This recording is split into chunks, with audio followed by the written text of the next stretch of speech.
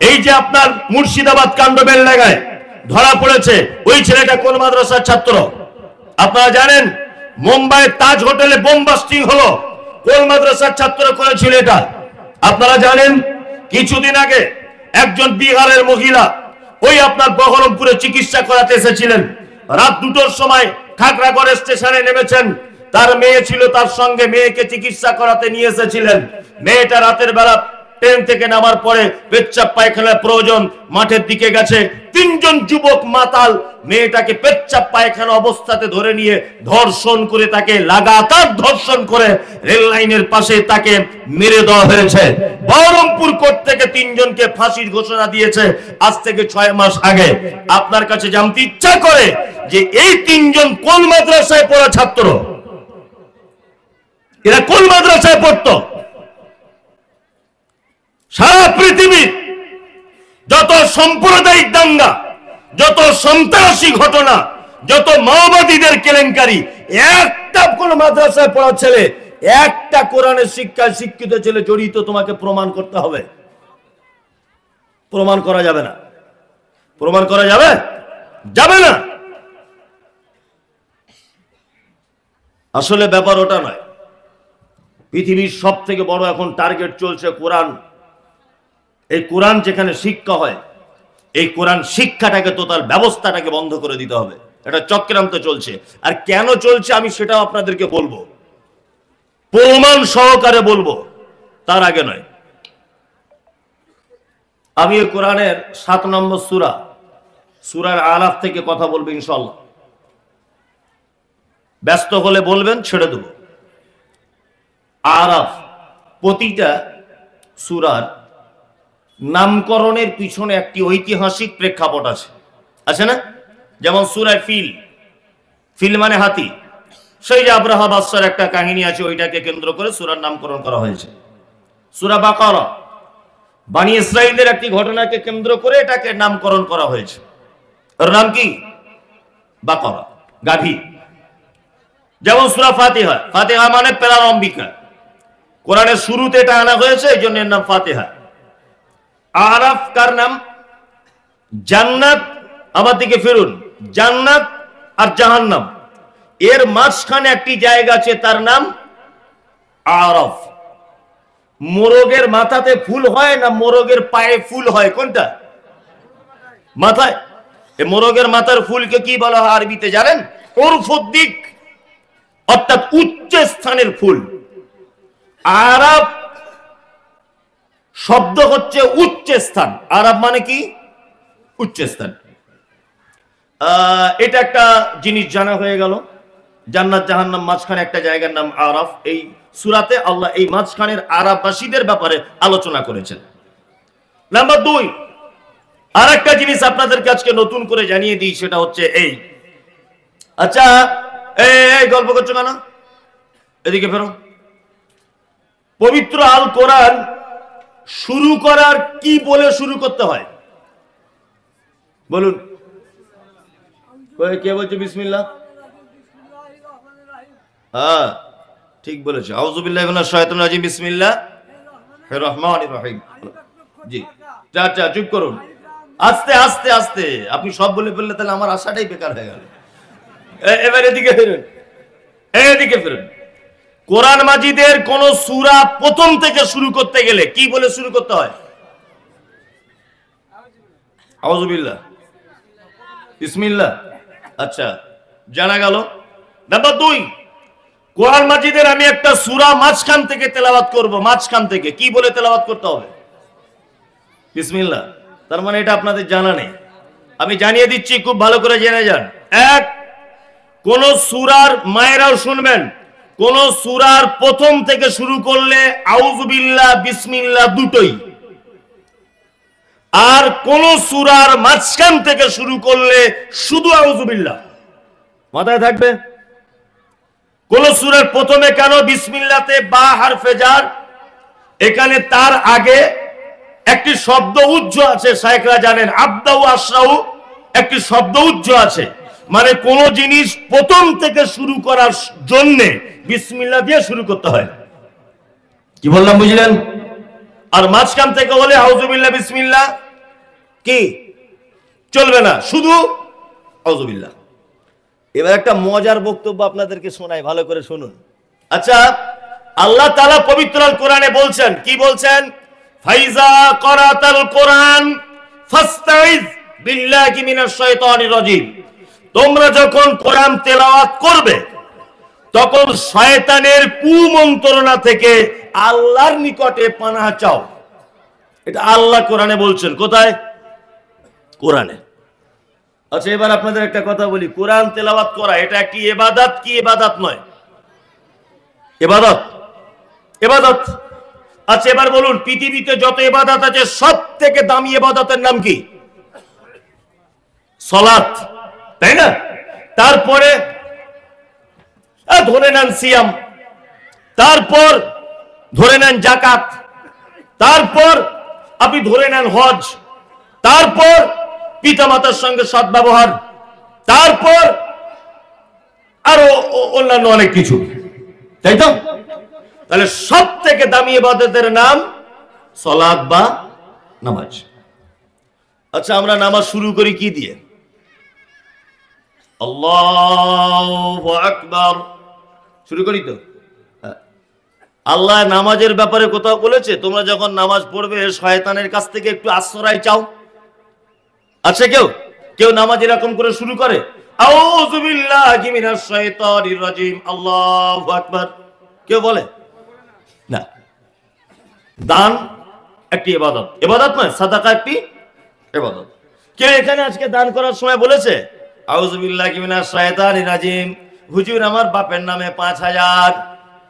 কেউ বলে না? ওযু করতে গেলে কি বলে? বিসমিল্লাহ, তাই তো? আউযু বিল্লাহ বলা লাগে? পৃথিবীর কোন আমল আছে যে আমল করার আগে শয়তানের কাছ থেকে পানা চাইতে হবে আল্লাহর নিকটে? এই পদ্ধতি হাদিস কোরআন দ্বারা একটা আমলের ব্যাপারে আপনি প্রমাণ করতে পারবেন না। অনলি ওয়ান, কোরআনের জন্য আল্লাহ সুবহানাহু ওয়া তাআলা বলেছেন তোমরা যখন তেলাওয়াত করবে তখন তোমরা শয়তানের কাছ থেকে পরিত্রাণ চেয়ে নাও আল্লাহর কাছে। কি বলছি বুঝতে পারছেন? এটা কেন জানতে ইচ্ছা করে? তাহলে বলবো, বলি কেন আউযু বিল্লাহ পড়তে হয়। এই দেখুন, আল্লাহ তাআলা আদম আলাইহিস সালামকে তৈরি করলেন। আমি কেটে কুটে দিয়ে ঘটনা বলছি। জান্নাতের ভিতরে রাখলেন। এখন জান্নাতে রাখার পর আল্লাহ তাআলা তো অন্তরের কথা বুঝেন। জান্নাতের ভিতরে আছে আদম, কিন্তু ভালো লাগছে না, উসপিস উসপিস করছে। আল্লাহ বুঝতে পেরেছেন একটা বউ দরকার, এই বউ ছাড়া আদম ঠিক থাকবে না, তাই না? আপনার আমার কি হয়? আজকে জলসা শুনে বাড়ি যাবেন, আপনার বোন আছে, আপনার বেটা আছে, বেটি আছে, মা আছে, বাপ আছে, সবাই আছে, আপনার বুড়িটা বাড়ি নাই। কি মনে হবে? সারা বাড়িটা যেন ফাঁকা মনে হবে, কি হবে না? হ্যাঁ। তা আদম আলাইহিস সালাম জান্নাতে উসপিস উসপিস করছেন, আল্লাহ বুঝতে পেরেছেন একটা বউ দরকার। ওর হাড্ডি থেকে তৈরি করলেন কাকে? হাওয়া আলাইহিস সালামকে। দুজনকে তৈরি করলেন। তৈরি করার পর তার আগে আদম কে সেজদা করার ব্যাপারে শয়তান তো ইবলিস হয়ে গেল। আবা ওয়াস্তাকবারা ওয়া কানা মিনাল কাফিরিন, কোরআন শব্দ এসেছে। আদমকে সেজদা ফেরেশতারা করেছিল, করেনি কে? মিস্টার ইবলিস। এ সেজদা করেনি। আল্লাহ তাআলা জান্নাতে আদমকে হাওয়াকে রাখলেন, সঙ্গে ইবলিসকেও রাখলেন। আল্লাহ এবার বলছেন আদমকে, আদম তোমরা দুজন জান্নাতে সবকিছু করবে, ওই গাছের ফলটা খাবে না। কি গাছের ফল? খাবে না। এখন শয়তান এটা বুঝতে পেরেছে। তখন আল্লাহ কথা বলার পরে তখন শয়তান আদমকে বলছে, পাগল কোথায়, কি মিষ্টি জানিস, তোরা বেশি করে খেয়ে নিবি বলে আল্লাহ মানা করেছে, খেয়ে খেলে যা। স্বামী স্ত্রী যুক্তি করে দুজনা খেয়ে নিয়েছে। শয়তান কুমন্ত্রণা দিয়েছে, খেয়ে নিয়েছে। যখন খেয়ে নিয়েছে আল্লাহ তাআলা বলছেন, চল বেরো জান্নাত থেকে, বেরো, বেরো দুজনে জান্নাত থেকে বেরো, যাও সবাই বেরো জান্নাত থেকে বেরো। আদম আলাইহিস সালামকে পাঠালেন কোথায়? ভারতে। কোথায়? ভারতে। যদি বলছেন হুজুর শ্রীলঙ্কায়, এই বোকা, শ্রীলঙ্কা তখন ভারত ছিল। যারা আমাদেরকে বলছে এনআরসি করে তোদেরকে ভরে দেবো ডিটেনশন ক্যাম্পে, যারা বলছে সিএ করব, যারা বলছে দেশ থেকে মুসলিমদেরকে আমরা অনুপ্রবেশকারী হিসাবে দেখছি, দেশ থেকে বার করে দেবো, শুনে রেখে দাও, এই দেশে আমার বাপের 14 পুরুষ নয়, পৃথিবীর আদি মানব তিনি হচ্ছেন আদম আলাইহিস সালাম, এই দেশের নাগরিক ছিলেন, এই দেশে প্রথমে পাঠানো হয়েছিল। তুমি কি আমাদের ডকুমেন্টস দেখবে? হ্যাঁ, তুমি কি আমাদের ডকুমেন্টস চেক করবে? আমাদের বাপ আদম পর্যন্ত দেশে ফেলেছিল আল্লাহ। হাওয়াকে ফেলেছিলেন কোথায়? জিদ্দাতে। কোথায়? জিদ্দা। এবার দুইজন দুই মাথা থেকে ভুল করেছে, তো দোয়া করছে। কি দোয়া করেছিলেন? রব্বানা যালামনা আনফুসানা ওয়া ইল্লাম তাগফির লানা ওয়া তারহামনা লানাকুনান্না মিনাল খাসিরিন। দুজনা দুই দিক থেকে যখন দোয়া করছেন, আল্লাহ তাআলা তখন বলছে, যা তাদেরকে ক্ষমা করে দিলাম। এতবার যখন বলছি যা ক্ষমা করে দিলেন। আউযুবিল্লাহ পড়তে হয় কেন সেটা বলছি, মনোযোগ দিয়ে শুনুন, অনেক মজা আছে তে লাস্টে। আল্লাহ তাআলা ক্ষমা করে দিলেন। এবার আল্লাহ আদমকে হাওয়াকে ডেকে বলছে, তোমাদের দুজনকে পৃথিবী নামক একটা জায়গাতে পাঠাবো, দুজনকে যেতে হবে। তখন আদম মনে মনে ভাবছে যে পৃথিবীতে যাব ঠিক আছে, সঙ্গে কি কেউ থাকবে? একবার তো ইবলিস জান্নাতে থেকে বার করে দিল ভুল করে, সঙ্গে কি কেউ থাকবে? আল্লাহ তাআলা বলছেন সঙ্গে ইবলিস থাকবে। আদম বলছে তাহলে আর মনে হয় হলো না, আর মনে হয় হলো না, জান্নাতে যাওয়া আর হলো না। আল্লাহ তাআলা আদমের মন খারাপ দেখে বলছে, আদম শোনো, তোমাদের দুইজনকে পৃথিবীতে আমি এমনি ছেড়ে দিব না, তোমাদের সঙ্গে একটি কিতাব দেব। এই কিতাব অনুযায়ী যদি তোমরা চলো, তাহলে পৃথিবীর কোন শয়তান তোমাদের পথভ্রষ্ট করতে পারবে না। শয়তানের কানে খবর গেছে যে তাহলে ওদের দুজনকে কিতাব দিচ্ছে, গাইড বুক। দাঁড়াও, তোমার গাইড বুকের 12টা বাজাবো। ওই জন্য আপনাদেরকে একটা কথা বলি, আদম থেকে নিয়ে ঈসা আলাইহিস সালাম পর্যন্ত যত নবী এবং রাসূলকে আল্লাহ তাআলা কিতাব দিয়েছিলেন, প্রতিটা কিতাব শয়তানি করে সমস্ত কিতাব পরিবর্তন করেছে। তার একটা প্রমাণ বলি, ঈসা আলাইহিস সালামের কাছে কোন কিতাব এসেছিল? ইনজিল। ইতিহাস ঘেটে দেখুন, ইনজিল অবতীর্ণ হয়েছিল আরামিক ভাষাতে, পরবর্তীতে ট্রান্সলেট করা হয়েছে হিব্রু ভাষাতে। সারা পৃথিবীর কোন জাদুঘরে, সারা পৃথিবীর কোন হাই এডুকেটেড মানুষের বাড়িতে, সারা পৃথিবীর কোন দামি কক্ষে ওই আরামিক ভাষার ইনজিল আজ আর নেই। বর্তমানে খ্রিস্টান ভাইরা তারা যে বাইবেল ব্যবহার করে আর দাবি করে এই সেই বাইবেল যেটা নবী ঈসার কাছে এসেছিল, এই মুমতাজুল ইসলামের কথা দায়িত্বহীন ভাষাতে বলছি, ও বাইবেল ওই বাইবেল নয় যেটা ঈসার কাছে এসেছিল। ঈসার কাছে এসেছিল যে বাইবেল, যে ইনজিল, ওটা আরামিক ভাষাতে অবতীর্ণ, পরবর্তীতে ট্রান্সলেট করা হয়েছে হিব্রু ভাষাতে। বর্তমান খ্রিস্টান ভাইরা যে বাইবেল ব্যবহার করে, এই বাইবেলটা খ্রিস্টান ভাইদের নিজস্ব যাজকদের দ্বারাতে তৈরি করা বাইবেল। শয়তান পরিবর্তন করে দিয়েছে। ঈসা আলাইহিস সালামের পরে কোন নবী এসেছেন?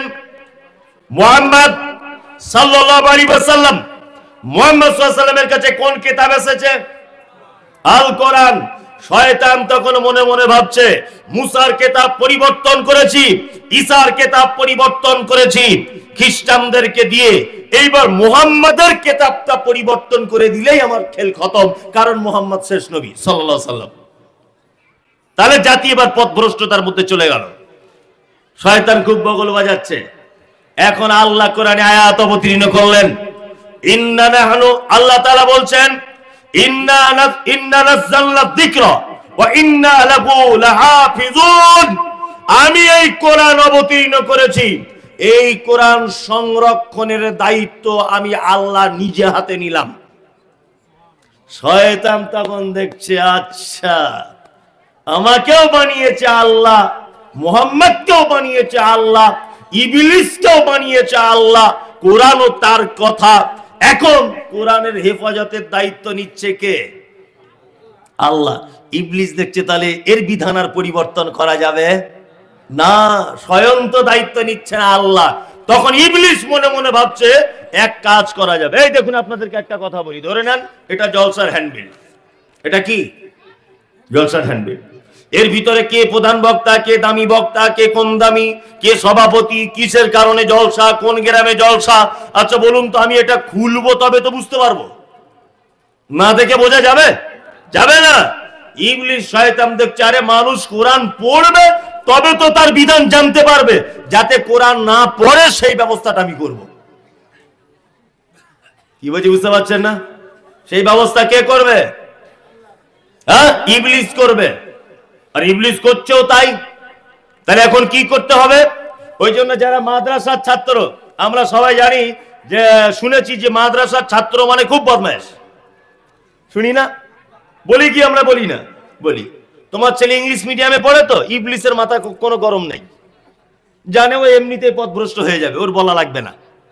হ্যাঁ, তোমার ছেলে গান শেখে, শয়তানের কোনো মাথা খারাপ নেই। তোমার ছেলেটাকে মাদ্রাসায় ভর্তি করো, কোটি কোটি শয়তানের পিছনে লেগে থাকবে। কোরআন পড়া ওকে শিখতে দেওয়া যাবে না, যে কোনো ভাবে হোক কোরআন পড়া থেকে ওকে দূরে সরিয়ে আনতে হবে। ওকে দিয়ে না পারলে এবার ইবলিস দেখছে আমার দ্বারা যদি অসম্ভব হয় তাহলে অমিত শাহর মতো লোককে একটু ফিট করি। আমি তো একা পারবো না, তাহলে দিলীপ বাবুকে একটু ফিট করে দিই, শুভেন্দু বাবুকে একটু ফিট করি, আর কটা মিডিয়া, গোলাম মিডিয়াকে কিছু ফিট করে দিই, যে মাদ্রাসায় গিয়ে শুধু কুটুর কুটুর করে বলবে সন্ত্রাস হাবি যাবি, সরকারি ভাবে বন্ধ করে দিক, তাহলে আর কোরআন পড়া হবে না। কি বলছি বুঝতে পারছেন না? শুনুন, কোরআনের দায়িত্ব নিয়েছে কে? কে? আল্লাহ। এটা কথা শুনে রেখে দেন, কোরআন দায়িত্ব নিয়েছে আল্লাহ। এই কোরআনকে পৃষ্ঠারের আকারে, বই আকারে দায়িত্ব নিয়েছেন আল্লাহ, এ কথা নয়। কোরআন আল্লাহ সংরক্ষণ করবেন কিভাবে তার জ্বলন্ত প্রমাণ সারা পৃথিবীর কোন ধর্মগ্রন্থর একটা হাফেজ খুঁজে পাওয়া যায় না। আজকে যদি ভারতবর্ষের সরকার বা সারা পৃথিবী যদি একতাবদ্ধ ভাবে কোরআনকে যদি আগুন দিয়ে, পেট্রোল দিয়ে যদি জ্বালিয়ে দেয়, এই মমতাজুল ইসলামের কথা বলছি, ছাপতে যতক্ষণ টাইম লাগবে ততক্ষণ সময় দিলেই হবে, অজস্র কোরআন আমরা ছেপে দিতে পারবো ইনশাআল্লাহ। পারবো কি পারবো না? আরে মুর্শিদাবাদী হাজার হাজার হাফেজ। আল্লাহ বলছে কোরআন তোরা পুড়িয়ে দিলে কি হবে? আমি সংরক্ষণ করেছি হাফেজদের মস্তিষ্কে, ব্রেনে। হাফেজদের ব্রেনে কোরআন সংরক্ষণ করেছি। কি বলছি বুঝতে পারছেন? পৃথিবীর সব থেকে শয়তান বেশি রেগে যায় যে ছেলে মাদ্রাসায় কোরআন শিক্ষার জন্য যায় তাকে দেখলে। কি বলছি বুঝতে পারছেন? তার একটা জ্বলন্ত প্রমাণ আপনাদের সামনে তুলে ধরছি, 1 মিনিট, তাহলে আপনার বুঝতে সুবিধা হবে। আমাদের মাদ্রাসায় একটা ছেলে নতুন করে ভর্তি হয়েছে, নতুন। যেদিন থেকে ভর্তি হয়েছে ওই দিন থেকে বলছি কি হয়েছে রে? আপনার লালগোলার এখানেই বাড়ি, আমি নাম বলবো না, তাহলে ওর মা হয়তো এখানে আছে, কষ্ট পাবে। এইখানেই বাড়ি, আশেপাশে লালগোলা, এই পন্ডিত এইদিকে। আমি যে আরে বাবু তোর কি হয়েছে? বলছি হুজুর আমার পেটে লাগছে খুব। তা আমি আমার মাদ্রাসা শিক্ষকদের বললাম একটু গাড়ি করে ওকে ডাক্তার দেখিয়ে দিত। 1 সপ্তাহ যাবত ডাক্তার দেখাচ্ছে, ওর 1 সপ্তাহ এরকম করে আছে, এরকম করেই যাচ্ছে। তো মনে মনে ভাবছি, তা আমিও তো মাদ্রাসায় পড়ার ছেলে, আমিও তো চিজ কম নয়, তোকে আমি সহজে ছাড়ি? চল তোকে হসপিটালে ভর্তি করবো। আমার ড্রাইভার এখানে আছে, জিজ্ঞেস করুন, আমার নিজের গাড়িতে করে ওকে আমি কোলে করে তুলে হসপিটালে ভর্তি করেছি বারাসাতে। শয়তান কতদূর কোরআন শিক্ষার ব্যাপারে মানে মাথা গরম হয়ে থাকে সেটা আপনাকে দেখাচ্ছি। হসপিটালে ভর্তি করেছি, আর আল্লাহর ফয়সালা তো চূড়ান্ত।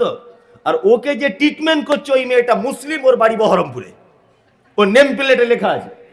এখন ওই বাচ্চাটা যখন ডাক্তার জিজ্ঞেস করছে, বারবার ডাক্তার, মহিলা ডাক্তার জিজ্ঞেস করছে বাবু তোর কি হয়েছে, দুজনের ভাষা সেম, তখন ডাক্তার বলছে আমার বাড়ি বহরমপুরে আর তোর বাড়ি লালগোলায়, একই জায়গার লোক আমরা, সত্যিটা বল বাবা কি হয়েছে তোর? ওই ইয়াং মেয়ে, ডাক্তারটা খুব ইয়াং আর কি, মানে বিয়ে শাদী হয়নি দেখে মনে যাচ্ছে, অল্প বয়সের মেয়ে, যাই হোক। তা ওকে মোটামুটি 4 ঘন্টা যাবত সিলাইন দিচ্ছে, ইঞ্জেকশন দিচ্ছে, যন্ত্রণা সারে না। আমি মনে মনে ভাবছি ছোটতে পড়েছি রাজার মনের অসুখ, এ কি তাই হলো? হ্যাঁ, আমি ওই মেয়েটাকে একটু সাইডে ডেকে নিয়ে বলছি বোন তুমি যদি কিছু না মনে করো। তখন এই মেয়েটা বলছে হুজুর আপনি আমাকে বোন বলছেন, আমি লজ্জায় কিছু বলতে পারছি না, আমার মা একদিনও আপনার বক্তব্য না শুনে ঘুমায় না, আপনাকে আমি চিনি। আরে মমতাজুল ইসলাম তো আছে? ইয়েস মমতাজুল ইসলাম, চিনি আপনাকে, ভালো করেছো। আমি ওকে সাইডে ডেকে বলছি তোমাদের এখানে কি পুরাতন অপারেশনের কোনো যন্ত্রপাতি আছে? তো বলছি হুজুর আছে। যে অপারেশনের যাবতীয় যন্ত্রপাতি তুমি পাত্রে করে আনো। তারপরে দেখছি ওর রোগ কি হয়েছে, আমি ধরছি। ওই মেয়েটা সব যন্ত্রপাতি এনে, এই বড় বড় ছুরি কাঁচি সেলাই করা মেশিন বুঝলেন না, সব এনে একটা বাসকুণ্ড করে, আল্লাহর কসম বলছি, ঘটনা হাসানোর জন্য বলছি না, মিথ্যা নয় সত্য, নিয়ে ওর সামনে রেখেছে। ও তখন বলছে হুজুর এগুলি দিয়ে কি করবে? ছেলেটা আমাকে বলছে আচ্ছা ওপেন সার্জারি, তোর বুক কেটে দেখা হবে ভিতরে আছে কি, তোর বুক কেটে এখনই দেখা, পুরো চিড়ে দেওয়া হবে, মাঝখান থেকে পুরো চেরাই কর, এখনই পরীক্ষা হবে। তখন বলছে হুজুর একটা কথা বলবো। বলছি কি? বলছে আমার পেটে কিছু হয়নি, আমার মায়ের লেগে মন কেমন করছে, আমার মায়ের লেগে খুব টেনশন করছি। আচ্ছা তোর কি বাড়ি বউ আছে রে, তোর টেনশন করছিস? হ্যাঁ, ছেলেটার নাম বলবো না, আলহামদুলিল্লাহ 13 পারা ছেলেটা হিপস করছে, নুরানি কায়দা থেকে শুরু করেছে। তখন আমি মনে মনে ওর গায়ে হাত বোলাচ্ছি আর বলছি মারবো না তোকে, কোনো ভয় নেই, তবে তোর তো কোনো দোষ নাই, দোষ হচ্ছে ইবলিশ শয়তানের। ও তোকে কোরআন পড়ানোর হাফেজ থেকে দূরে সরে আনার জন্য তোর পিছনে লেগে লেগে আজকে সিলাইন পর্যন্ত পৌঁছে গেছে, কিন্তু আমিও তার উপরের বদমাইশ তোকে ছাড়বো না, তোকে হাফেজ করতেই হবে যেমন হোক করে। এখন 13 পড়া চলছে আলহামদুলিল্লাহ।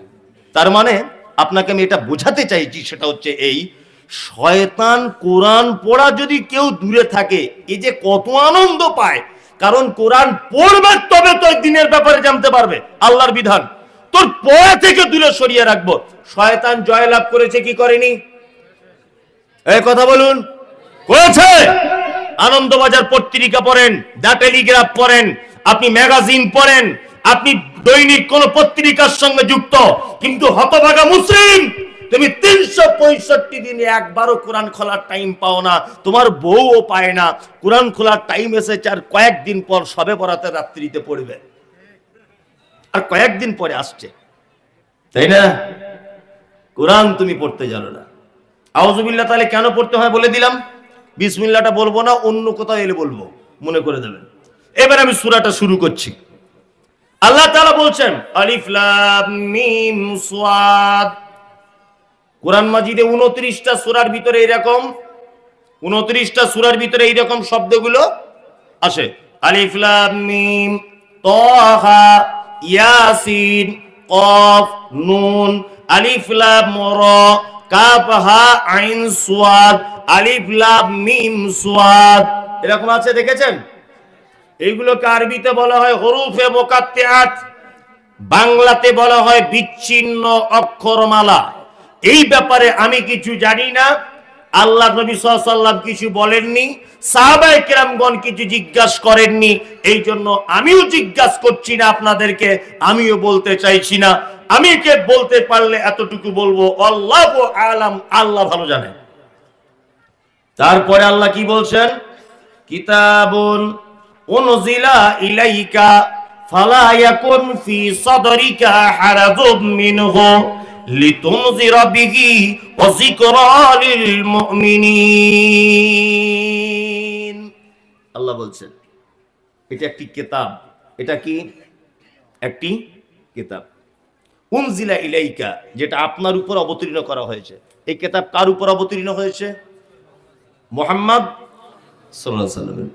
আল্লাহ নবীকে বলছেন আপনি এই কিতাবের দ্বারাতে মানুষকে দাওয়াত দেন। মানুষকে কি করুন? দাওয়াত দেন। আর দাওয়াত দিতে গেলে সমস্যা হবে। সমস্যা হলে যেন আপনি ভয় পাবেন না, আর সমস্যা হয়ে গেলে আপনার মনে যেন সংকীর্ণতা সৃষ্টি না হয়। কি বললাম বুঝলেন? লিতুনদিরা বিহি, আপনি ভয় দেখান কিসের দ্বারাতে? কোরআন দিয়ে মানুষকে ভয় দেখাতে হবে। কি বললাম বুঝলেন? তাবলীগ কি দিয়ে করতে হবে? কোরআন দিয়ে করতে হবে। আরে আমি মুমতাজুল ইসলাম বলে আমাকে আমি নাকি বিতর্কিত লোক। আমি বিতর্কিত লোক হতে যাব কেন? আমি উচিত কথাটা বলি বলে তোমার ব্যবসাতে ঘাটা পড়েছে, এটাই, আর কিছু না। তুমি বলছো আমি তাবলীগ করি, তুমি তাবলীগ করো, তাবলীগ করা ফরজ, করো তুমি, কোনো সমস্যা নেই। 40 দিনের জন্য বাড়ি থেকে বার হয়ে গেল, 4 মাসের জন্য বাড়ি থেকে বার হয়ে গেল, আপনি যান, কোনো সমস্যা নেই, আমি যেতে মানা করিনি। তবে আপনার কাছে এটা আমার বিনীত অনুরোধ, আপনি এশার নামাজের পরে বলছেন দাঁড়িয়ে, বাকি নামাজ পদ আপনারা বসে যাবেন, দ্বীন ঈমানের কথা আলোচনা হবে। দ্বীন ঈমানের কথা আলোচনা কি দিয়ে হবে? দুটি মাত্র বই, একটা বই বার করেছে তার নাম ফাজাইলে আমল, আর একটা বই বার করেছে তার নাম মুনতাখাবে হাদিস। কিয়ামত পর্যন্ত যদি এই তাবলীগ চলতে থাকে, কিয়ামত পর্যন্ত এই তাবলীগে সফলতা আসতে পারে না। কারণ তাবলীগ করতে হবে, দাওয়াত দিতে হবে মানুষকে, কি দিয়ে? কোরআন দিয়ে দাওয়াত দিতে হবে। ওই লোকটাকে যখন বলতে যাচ্ছি ভাই সূরা ফাতিহার বাংলাটা বলে একটু শোনান না, মানুষের উপকার হোক, তখন বলছে আমাদের উপর মহল থেকে মানা করা আছে। তোমার উপর মহল আগে না কোরআন আগে? কে? কোরআন আগে। আল্লাহ এখানে আর একটা কথা বলেছেন। কি কথা বলেছেন? আর একটা কথা বলেছেন, কোরআনের দাওয়াত দিতে গেলে সমস্যা হবে, ঝগড়া বেঁধে যাবে, মারামারি হবে, বিশৃঙ্খলা হবে, কিন্তু আপনার মনে যেন কোনো ভয়, কোনো ভীতি, কোনো সংকীর্ণতা যেন সৃষ্টি না হয়। এ কথা কে বলছেন? আল্লাহ। কাকে বলছেন? মুহাম্মদ সাল্লাল্লাহু আলাইহি ওয়াসাল্লামকে। হ্যাঁ, আমি যেখানেই যাই সেখানেই আমাকে বলে একটু নরম করে বলবেন হুজুর।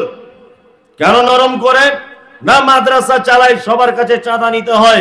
এই আল্লাহ কোরআনে বলেছেন আব্দুল্লাহ তুদহিনু ফায়ুদহিনুন, নবী তারা চায় আপনি একটু নরম হয়ে যান, তাহলে আপনাকে তারা কোনো ক্ষতি করবে না।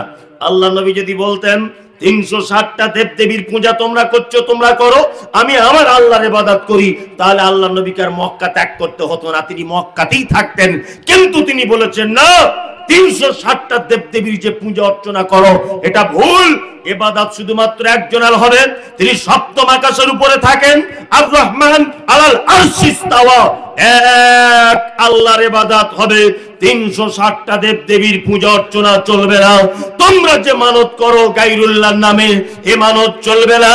আবু জাহেল, তুমি যে পাথরের মূর্তিতে সিজদা করো এটা ভুল, সিজদা একজনের করতে হবে, তিনি আল্লাহ। এই কথা যখন মুহাম্মদ সাল্লাল্লাহু আলাইহি ওয়াসাল্লাম বলেছিলেন, তখনই লোকটাকে মক্কায় অত্যাচার করে তাড়িয়ে দেওয়া হয়েছিল। কোথায়? মদিনাতে। আল্লাহ কোরআনে বলছেন আব্দুম লাউ তুদিকিনু ফায়ুদিকুন, নবী তারা চায় আপনি একটু নরম হয়ে যান, তাহলে তারাও নরম হয়ে যাবে, আপনাকে শহর ত্যাগ করতে হবে না, তারা চায় এটা। তার মানে বুঝতে পারা যাচ্ছে, আমি একটা কথা আমার মাথাতে ঢোকে না, বক্তা বক্তব্য দিয়ে যখন নেমে যাচ্ছে, চোর বলছে সাংঘাতিক বক্তা, হ্যাঁ, সুদখোর বলছে সাংঘাতিক বক্তা, মাতাল বলছে সাংঘাতিক বক্তা, যে ব্যভিচারে লিপ্ত সে বলছে সাংঘাতিক বক্তা, বেনামাজি বলছে সাংঘাতিক বক্তা। তা আমি বলছি ও বক্তা না দিশি আলুর মতো সব তরকারিতে থাকে? কি বলছি বুঝতে পারছেন না? ও বক্তা কি করে হয়? সবাই ভালো বলে, হ্যাঁ, নয় বেনামাজি খারাপ বলবে, নয় সুদখোর উঠে চলে যাবে, তাই না? তবেই তো সে বক্তা। আর সবাই বলছে ভালো বক্তা, সবাই বলছে ভালো বক্তা, তার মানে বুঝে নিতে হবে বক্তা এখনো সঠিক কথাটা বলেনি, গোপনে রেখে দিয়েছে। কি বলছি বুঝতে পারছেন না? সঠিক কথা বললে মার খেতে হবে কি হবে না? হবে। তাহলে একটা জ্বলন্ত প্রমাণ দিই আপনাদেরকে। মুহাম্মদ সাল্লাল্লাহু আলাইহি ওয়াসাল্লামকে মক্কা ছেড়ে আসতে হয়েছিল কোথায়? কোথায়? মদিনাতে। ভারতবর্ষের গৌরব, ভারতবর্ষের কৃতি সন্তান, নাম তার ডক্টর জাকির নায়েক, মুম্বাইয়ে তার বাড়ি। কারুর বইয়ের ব্লাউজ ধরে টানার কারণে দেশ ছাড়তে হয়েছে? কারুর মেয়ের ওন্না ধরে টেনেছে? তাহলে ওকে দেশ ছাড়তে হলো কেন? কিসের কারণে? এই মাত্র কোরআনের দাওয়াত দেওয়ার কারণে। আপনারা জানেন খুব ভালো করে, উপর বাংলার প্রখ্যাত আলেম ডক্টর আসাদুল্লাহ গালিব হাফেজাহুল্লাহ, বহু গ্রন্থ প্রণেতা, একজন মারাত্মক বড় আলেম, ইলমের পণ্ডিত, এই লোকটাকে জেলখানাতে থাকতে হয়েছে। আপনারা জানেন উপর বাংলার বিখ্যাত আলেম আব্দুর রাজ্জাক বিন ইউসুফ, যার বক্তব্য আমরা শুনি, যেখানেই যায় গাড়ি ভেঙে দিচ্ছে, হাতে বাঁশ দিয়ে আঘাত করছে, 500 কোটি টাকার মামলা। আপনারা জানেন মুজাফফর বিন মহসিন, বাংলাদেশের প্রখ্যাত আলেম, জানেন প্রখ্যাত আলেম, বাংলাদেশে জেলখানাতে পচে পচে কিছুদিন আগে বার হয়েছে। আপনারা জানেন বাংলাদেশের অজস্র আলেমদেরকে আয়না ঘরে ঢুকিয়ে জেলখানাতে বন্দী করে হত্যা করা হয়েছে। এগুলো আপনারা দেখতে পাচ্ছেন তো? আপনারা বাংলাদেশের সব থেকে বড় ভণ্ড, নাম তার তাহিরি, তাহিরিকে দেখেছেন কোনদিন জেলে থাকতে? এনায়েতুল্লাহ আব্বাসীকে দেখেছেন? বাংলাদেশের একটা পীর সাহেবকে দেখেছেন জেলখানাতে? কোন দেশের পীর সাহেবরা জেলখানাতে বন্দী হয়ে নেই। কারণ হচ্ছে এই, তারা দ্বীনের সঠিক কথা মানুষের সামনে বলতে পারে না। সঠিক কথা দ্বীনের মানুষের সামনে বলতে পারে সহিহ আকীদার আলেমরা, সালাফি মানহাজের আলেমরা। এছাড়া আর কোন আলেম দ্বীনের গোপন সঠিক তত্ত্বটা মানুষের কাছে পৌঁছায়, এটা আমার জানা নেই। এটা আমার জানা নেই। সারা ভারতবর্ষের একটা পীর সাহেব টপি দেখান যে পীর সাহেবটা জেল খেটেছে। সারা বাংলাদেশের অজস্র আলেম জেলখানাতে বন্দী, সব সহিহ আকীদার। আল্লামা দেলোয়ার হোসেন সাঈদী তিনি সহিহ আকীদা সালাফি মানহাজের ছিলেন না, কিন্তু ডাক্তার মুজাফফর বিন মুহসিনের একটা বক্তব্য, একটা বই পড়ে জেলখানার ভিতরে তিনি সহিহ আকীদার মানহাজের উপরে চলে এসেছিলেন। আল্লাহ ওনাকে তুমি জান্নাতের উচ্চ মাকাম দান করুন, বলুন আমিন। আমিন, জয় বলুন আমিন। আমিন। ছোট্ট কুটির ভিতরে যার বসবাস করার জায়গা, আল্লাহ দেলোয়ার হোসেন সাঈদীর দোয়া কবুল করেছে। অজস্র আলেমদের চোখের পানি কবুল করে ঝাঁটা মেরে, জুতো মেরে সরকারকে পালাতে রাতারাত্রি রাস্তা পেল না। অজস্র আলেমদের আজও পর্যন্ত এই দেশের মাটিতে যারা এই হকের উপর আঙুল তুলেছে, যারা এই সহিহ আকীদার আলেমদের উপরে মিথ্যা অপবাদ দিয়েছে। আরে আমি মুমতাজুল ইসলাম 2-4 পাতা পড়া আলেম হাওড়াতে জলসা করতে গেলাম, শুধু একটা বক্তব্য রেখেছি, ইবাদত আল্লাহর করতে হবে, পৃথিবীর কারো ইবাদত করা যাবে না, কোনো মাজারে যাওয়া যাবে না, কোনো গাছতলায় বাঁশতলা চলবে না। জলসার স্টেজ থেকে নেমেছি, গাড়িতে বোম মেরে দিয়েছে গত বছরে। দেখেছেন কেন বোম মারলো? আমি ওর বইয়ের সাথে আমার ভাব ভালোবাসা আছে? হ্যাঁ, ও বোম মারবে কেন? ওর মেয়ের সঙ্গে আমার প্রেম প্রীতি আছে, তো বোম মারবে? কেন বোম মারবে? কিসের কারণে? কারণ হচ্ছে এই সত্য কথা তাদের হজম করার ক্ষমতা নেই। কি বললাম বুঝলেন? এবার আর একটা কথা বলি, বলুন তো ভোটের সময় মারামারি করে কে? ইয়েস, কে বলেছে এটা? হ্যাঁ, ভোটের সময় মারামারি তারা করে যারা জানে আমরা হেরে যাব, তারা মারামারি করবে।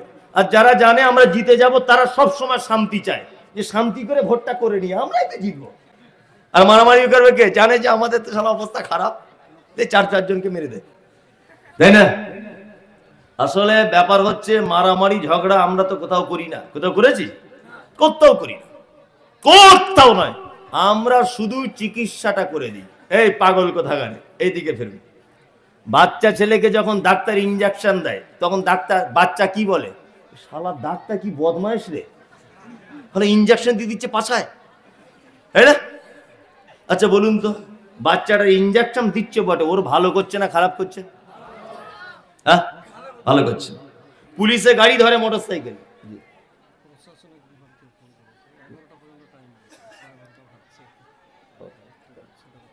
আচ্ছা আচ্ছা আচ্ছা, প্রশাসন থেকে ফোন এসছে যে বক্তব্য একটু ছোট করে দিতে বলছে।